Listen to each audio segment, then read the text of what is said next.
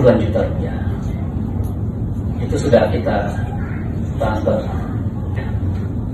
Angka 765.594 yang ramai diberitakan itu bukanlah royalti yang diterima AL. Bukan.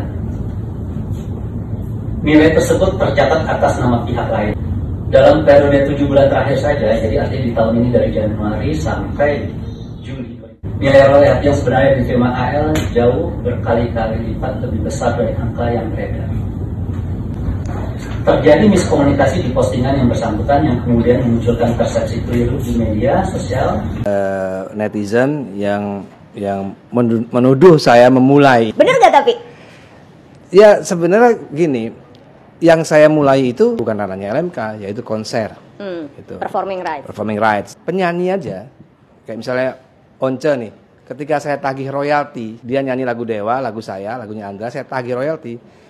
Di telinganya Once juga tone-nya negatif, karena Once juga nggak paham bahwa di situ ada haknya pengarang lagu juga saat dia menyanyikan, kan Once dibayar, fairness-nya kan harusnya ada. Tapi ketika saya ucapkan itu di telinga Once kedengaran negatif, makanya dia sempat ngomong itu malak namanya, gitu jadinya, gitu ya. Sama seperti kafe-kafe itu juga seolah-olah mereka dipalak oleh LMKN, gitu. Jadi masalah cuma itu aja, belum adanya pengertian karena peradaban kita ini masih nggak tinggi-tinggi banget, sehingga mendengar kata royalti itu banyak yang nggak paham, bahkan penyanyi pun mungkin juga nggak paham. Ya pertama saya kira kita mesti lihat data-data fakta ya. Memang dari potensi besar yang kemungkinan kita bisa dapatkan di seluruh Indonesia untuk dalam konteks pengumpulan dan pendistribusian royalti ini sampai saat ini masih sangat kecil ya. Potensi katakanlah kita bisa mencapai katakanlah 1 triliun atau mungkin lebih, katanya bilang 1,5 triliun lah. Kita hanya mendapatkan kurang lebih 100 miliar. Dari 100 miliar setahun itu, memang tentunya implikasinya adalah pembagiannya menjadi kecil-kecil. Katanya sih dari WAMI tidak ada kesalahan dalam hal penghitungan royaltinya yang diberikan ke Ari Lasso katakanlah dalam hal ini. Cuman mungkin ada kesalahan pengiriman email dan sebagainya. Nah ini mungkin terpulang ke WAMI faktanya dan bagaimana dia bisa sebetulnya secara transparan untuk melaporkan ini semua. Setahu saya WAMI itu setiap tahun diaudit oleh lembaga audit, atau di dunia ini sebenarnya dijalankan mirip-mirip WAMI lah. Mirip-mirip seperti LMK yang menjadi istilah di Indonesia. Nah ini dijalankan di Amerika, di Inggris, di Jepang, di Brazil, di Malaysia. Karena kenyataannya pengumpulan dengan cara ini dijalankan di banyak negara di dunia. Mengapa kita nggak bisa ATM? Amati, tiru, dan modifikasi. Itu kan cara kita untuk beradaptasi terhadap situasi, meniru apa yang ada di luar negeri, tapi tentu dengan modifikasi sesuai dengan situasi di Indonesia.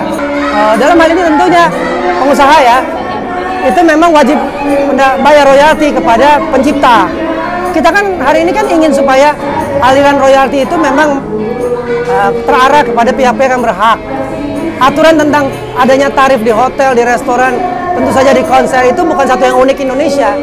Tapi adanya tarif untuk radio, TV, dan tentu saja hotel, restoran, kemudian tentu saja konser, itu di dunia itu seperti itu. Jadi kita coba terapkan yang ada, karena kita juga memang tunduk pada aturan internasional yang sudah kita ratifikasi. Kalau nggak salah tahun 1987. Ini sebuah cara yang sebenarnya sudah katakanlah puluhan tahun atau bahkan 100 tahun dilaksanakan di luar negeri. Dewan Perwakilan Rakyat (DPR) Republik Indonesia menggelar rapat konsultasi soal royalti hak cipta musik di ruang Komisi 13 DPR, Senayan, Kamis, 21 Agustus 2025. Rapat ini dihadiri musisi papan atas seperti Ariel Noah, Piyu Padi, Vina Panduwinata, Cholil ERK, Sami Simorangkir, Marcel Siahaan, hingga musisi yang kini duduk di kursi dewan seperti Ahmad Dhani, Once Mekel, dan Melly Goslow. Selain itu, hadir pula Wamenkum Edi Hiariej dan perwakilan Lembaga Manajemen Kolektif (LMK) yang menjadi pihak penting dalam urusan penarikan dan distribusi royalti musik. Suara musisi disampaikan lewat Piyu Padi yang menegaskan keresahan para musisi. Restoran, hotel, dan kafe dimintain untuk bayar royalti, bahkan sampai kemarin bahkan Indonesia Raya pun mau ditagih royalti. Gila ini sebenarnya. Perwakilan LMK menegaskan perlunya sistem yang lebih tertib. Jadi dia negara memberikan kewenangan untuk bisa menarik secara blended. Wakil Ketua DPR RI, Sufmi Dasko Ahmad, menegaskan komitmen DPR. Nah, jadi kesimpulannya itu mudah-mudahan apa yang kita lakukan pada hari ini diridhoi, dan dalam waktu yang sesingkat-singkatnya teman-teman di Badan Legislasi maupun Komisi 13 Kementerian Hukum, teman-teman dari Aksi dan LMKN serta LMK bisa membentuk segera tim rumus untuk merumuskan hal-hal yang dianggap perlu dan bisa sesegera mungkin dituangkan untuk menjadi undang-undang hak cipta. DPR, musisi, dan LMK akhirnya menyepakati poin solusi utama. Semua pihak berkomitmen menjaga iklim damai di dunia permusikan. DPR menargetkan dalam 2 bulan penyelesaian revisi UU Hak Cipta. Penarikan royalti dipusatkan di LMKN dengan audit dan transparansi. Bahwa semua yang ada hadir artis, pencipta lagu, maupun penyanyi, dan lembaga manajemen kolektif, kita akan masukkan sebagai tim perumus dalam merumuskan undang-undang hak cipta yang khusus berkaitan dengan masalah royalti. Masyarakat tetap boleh memutar lagu tanpa khawatir dikenakan royalti. Kesepakatan ini menjadi titik terang bagi pelaku musik, LMK, dan publik. Tinggal ditunggu apakah implementasinya benar-benar bisa berjalan sesuai harapan. Mau bayar royalti, jangan putar musik. Pertanyaan saya kok sekarang tiba-tiba baru muncul. Padahal ini udah berlangsung lama. Guys, kalian udah nonton podcast Bapak ini? Coba yang belum nonton, kalian tonton podcast Bapak ini. Yang bilang sekarang pengusaha itu dibebankan dengan masalah royalti. Dan kalau memang pengusahanya nggak mau terbebani, jangan setel musik, jangan putar musik. Setel musik luar negeri juga ada royaltinya. Ya betul, maksud gua, Pak, kenapa kayak ngedendam banget gitu sama pengusaha, Pak? Menciptakan lapangan pekerjaan nggak bisa, memberikan lapangan pekerjaan nggak bisa. Giliran masyarakatnya udah mandiri menciptakan, membuat lapangan pekerjaan sendiri, malah dipepet terus, seakan-akan di-push terus, seakan-akan dipepet terus. Walaupun ya dengan alasan untuk membantu pencipta lagu ya, gue juga nggak mau menyalahkan atau gue nggak mau bilang gue nggak dukung pencipta lagu. Gue dukung pencipta lagu, gue juga penikmat musik juga. Tapi maksud gue ya, pertama, orang yang datang, menurut gue ya, orang yang datang ke tempat, kita ambil contoh pengusaha kafe atau gacoan yang kemarin lagi rame, dia kena denda sampai 2,2 miliar kalau gue nggak salah. Terus pengusaha hotel di Bandung, dia dapat surat, dia kena denda royalti. Maksud gue, orang yang datang ke gacoan itu bukan untuk dengar musik, Pak. Orang yang datang ke kafe itu tidak untuk mendengarkan musik. Orang yang datang ke hotel itu untuk nginap, bukan untuk mendengarkan musik. Jadi menurut gue gak ada kepentingan komersil di sana sebenarnya. Menurut gue ya, ini pendapat gue. Setel lagu di sana itu tidak ada kepentingan untuk komersil menurut gue. Terkecuali lagunya dinyanyikan secara langsung, di cover oleh orang secara langsung, itu beda lagi. Tapi kalau untuk di setel menurut gue itu berlebihan gak sih? Kalau dibilang secara komersil diputar di tempat usaha, orang datang ke kafe itu bukan untuk dengerin musik. Menurut gue ini bisa jadi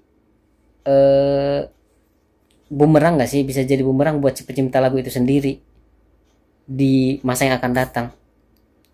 Terkesan membela pencipta lagu ya, tapi maksud gue, emang si pencipta lagu bakal tahu ya? Ada transparan gak sih? Maksudnya transparan, dia bakal tahu gak sih? Si pencipta lagu bakal tahu lagunya itu diputar di mana aja, lagunya itu di setel di mana aja. Emang dia tahu? Enggak kan? Faktanya dia nggak bakal tahu. Dia cuma dapat report, dapat laporan dari yang mengurusinya kan. Laporannya dia di setel di mana gimana, ya udah segitu. Faktanya dia kan nggak bakal tahu di setel di mana aja. Yang terakhir, orang setel musik itu juga pakai Spotify. Spotify itu berbayar, Pak. Jadi kalau dibilang orang gratisan, enggak juga. Orang dengar musik di Spotify premium itu juga berbayar, dan pencipta lagu juga kan udah dapat bagian dari Spotify. Dari Spotify itu sendiri. Polemik royalti memanas, Ari Lasso gandeng DPR untuk audit WAMI. Polemik antara Ari Lasso dan Wahana Musik Indonesia terus berlanjut. Setelah Presiden Direktur WAMI Adi Adrian menyatakan kesediaan diaudit selama sesuai aturan, Ari Lasso kembali memberikan respons terbuka. Alih-alih menerima ajakan tersebut, Ari justru menilai tanggapan WAMI terlalu defensif. Ia pun membatalkan rencana pertemuan dengan pihak terkait dan memilih langkah lain untuk mendorong transparansi. Ari Lasso menyebut sudah menjalin komunikasi dengan seorang anggota DPR RI berinisial B. Legislator tersebut dikatakan siap membantu mendorong adanya audit terhadap WAMI demi kejelasan bagi para musisi.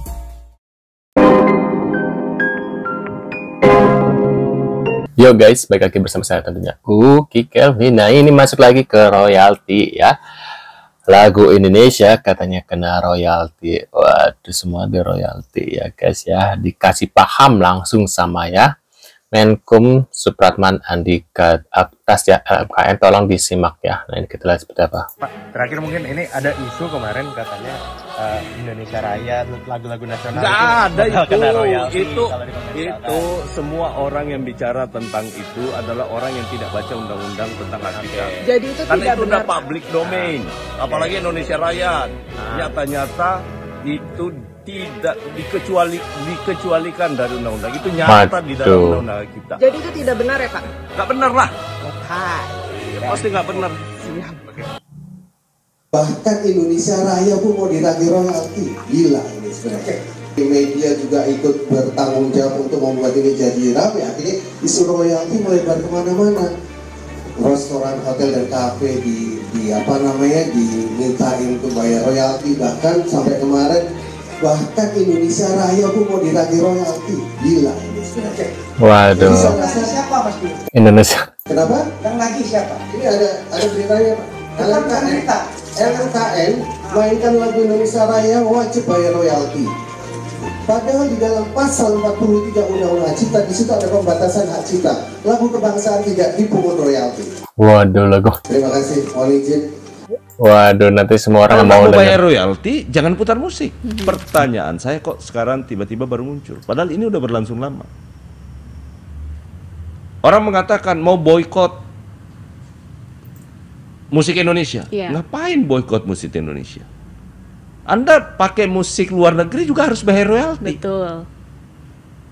Kalau nggak mau bayar royalti, jangan putar musik di tempat usaha. Kalau mau gunakan untuk kepentingan bisnis, ya silakan bayar royalti. Kalau nggak mau bayar royalti, ada yang bilang kami mau buat musik pakai AI. Silakan, itu nggak ada royaltinya itu. Putar aja itu.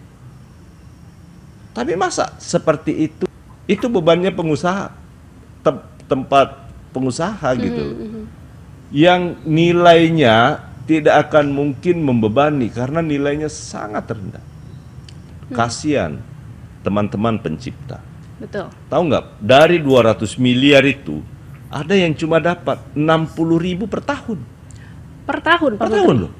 Nah karena itu saya berharap teman-teman pengusaha hotel, restoran, kemudian juga pusat-pusat perbelanjaan, bayarlah, belajarlah menghargai hak orang lain.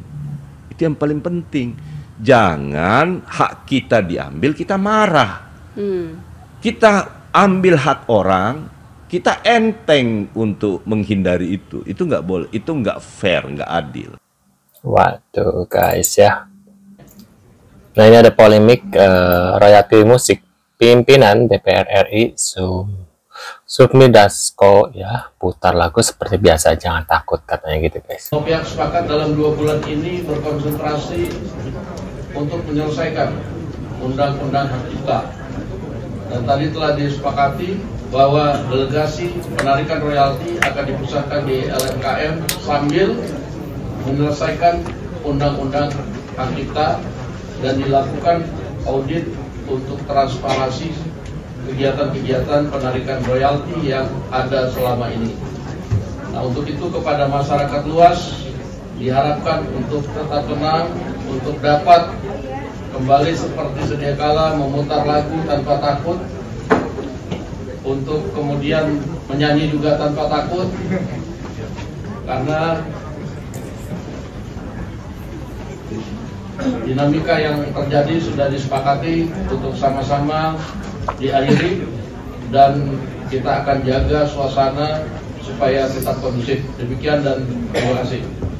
Waduh. Tahun 2025 ini adalah tahun paling lucu dan paling ngeselin. 2025 ini menjadi saksi bagaimana pemerintah itu kayak benar-benar cari pendapatan dengan cara apapun, meskipun harus dihujat dan harus menyengsarakan rakyatnya sendiri. Waduh. Kenapa saya sebut ngeselin? Bisa teman-teman lihat. Sekarang putar musik di acara nikahan aja bakal kena royalti dari WAMI ini. Bahkan Mas Ari Lasso sebagai musisi, dia pun sampai ngamuk-ngamuk di postingannya. Yang mana atas postingan Mas Ari Lasso itu akhirnya kita jadi tahu, ternyata bukan rakyat aja yang disengsarakan. Ternyata sekelas penyanyinya pun sendiri masih diakali sama WAMI ini. Pendapatan royalti sebanyak 30 juta, tetapi yang ditransfer ke Mas Ari Lassonya cuman 700.000. Bayangin aja, nominalnya jauh banget guys. Nah makanya karena kejadian itu Mas Ari Lasso sampai membebaskan buat siapapun boleh menyanyikan atau memutar lagu-lagu Mas Ari Lasso tanpa harus bayar royalti. Teman-teman boleh share video ini dan saya janji waduh, kan itu mungkin hasilnya buat bayar gaji mereka ya, karena mereka juga kan butuh uang buat gaji per bulan gitu guys ya. Nah menurut pendapat kalian gimana nih terkait royalti ya lagu? Nah kalau kata bapak-bapak yang tadi tuh bilang ya, kalau nggak mau bayar royalti ya nggak usah dengerin musik gitu guys ya, di tempat umum untuk pelaku usaha gitu guys ya. Nah, menurut pendapat kalian gimana nih? Tulis di kolom komentar. Terima kasih sudah hadir dan kita akan bertemu lagi di video selanjutnya. Saya selalu buat kalian. See you, guys.